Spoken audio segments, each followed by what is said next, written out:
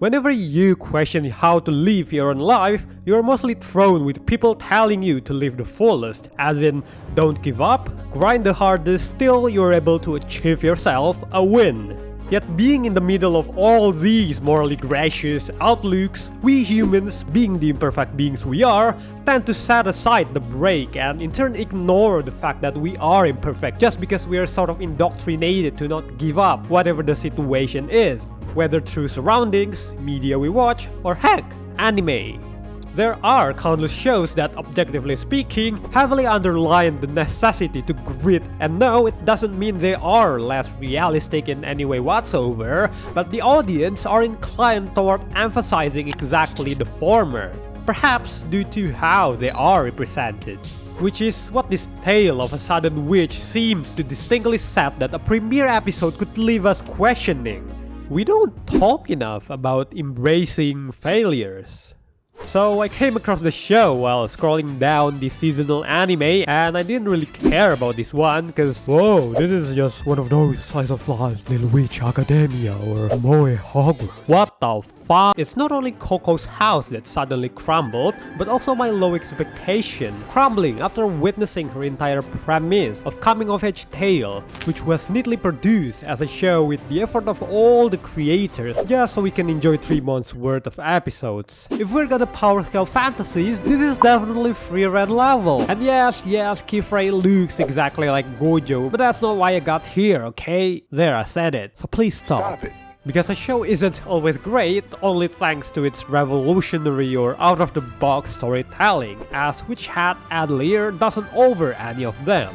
You are merely given Coco, who is a humble daughter of the village seamstress, having a fateful night, and suddenly she's on this grand adventure where they'll fight this villain group. What is this? Is this Illuminati? Will they be fighting Satan now? Which is, you know, literally every fantasy show ever. But it's amazing that, rather than talking solely about the quality, Coco's journey has been an ease at our hearts because of its simplicity. When you're a nobody who's dreamed to be a witch that you thought was genuinely impossible, it's totally normal that a kid's gonna be overwhelmed the moment she's thrown into such a responsibility overnight. She had never expected herself to become a witch, not that she thought it was possible in any way. And with that, alongside the burden of losing her old life, she still proceeds. But yes, the point we are specifying here is not merely about this decision to go forward, but the audacity to keep going forward itself, as she knew she won't be feeling all that great and all these new things are gonna kick her ass. Heck, not everyone's gonna be on her back. Not even the roommate initially does. So honestly, can you blame her?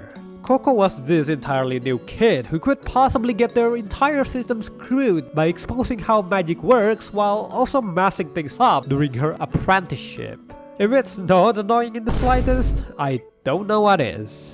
And that sets the story special to me amongst some other bombastic reflective adventure shows.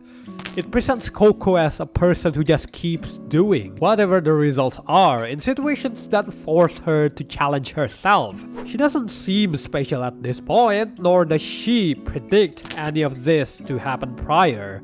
And this is exactly why, if we're gonna flip the judgment over, none of these misfortunes should be blamed on her. Well, this is technically her fault, but that's not the point. Because the appeal I want you all to see here is the nature of making mistakes. It's not necessarily normalizing the mistake itself, but the fact that everyone will stumble and turn into a burden to others at one point.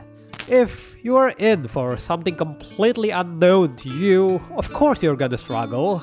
And that's fine, rather than having to mask out perfection by feeling obligated not to show weaknesses or act clumsy as you'll worry that people may shame on you. We are often playing a masquerade where mistakes are deemed only as weaknesses and not process, eventually leading to self-disappointment or burnout because there's just so much you think you are able to potentially achieve.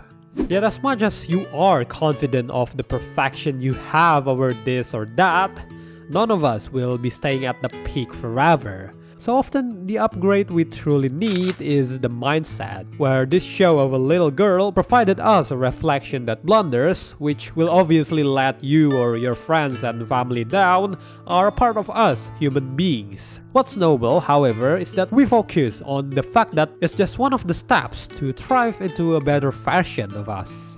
And by keeping that in mind, I sincerely hope that facing anything forward heads-on is something we are able to do. This right here is having the audacity to go forward. And you might not find facing the problem any easier than before, no, let alone having or feeling like they don't exist anymore. But now it's different, because you believe you're gonna fall and that's normal, and that you are getting up to walk further afterwards.